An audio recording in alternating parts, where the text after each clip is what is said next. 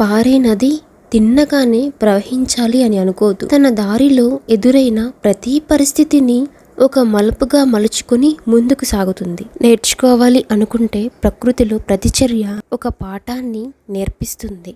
నేను ఎందుకు ఇలా చెప్పాల్సి వచ్చిందంటే, యూట్యూబ్లో చాలా వీడియోస్కి పాజిటివ్ కన్నా నెగిటివ్ కామెంట్సే ఎక్కువ ఉన్నాయి. దీని వలన వీడియోస్ పోస్ట్ చేసే వాళ్ళు ఫీల్ అయ్యి వీడియోలు పెట్టడమే మానేస్తున్నారు. ఇతరులను బాధ పెట్టి ఆనందం పొందే వాళ్ళు గమనించాల్సిన విషయం ఏంటంటే, మనం ఏం చేసినా అది మంచైనా సరే చెడైనా సరే తిరిగి తిరిగి ఏదో రూపంలో మన వద్దకే వస్తుంది. దీన్నే కర్మ సిద్ధాంతం అంటారు.